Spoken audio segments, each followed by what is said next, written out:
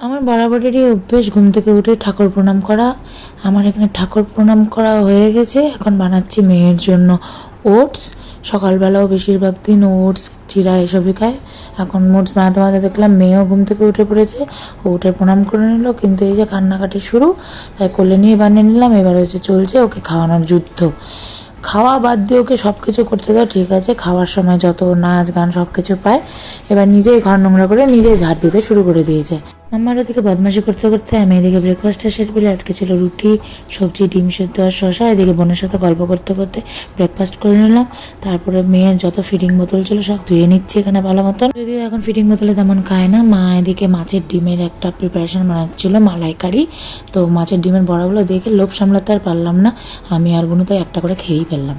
এত শরীর খারাপের মধ্যেও এই বয়সে কিন্তু আমার রান্নাটা অন্য কাউকে করতে দিতে চায় না। আজকেও দেখো বানিয়ে নিয়েছে মাছের ডিমের মালাইকারি, দারুণ হয়েছিল।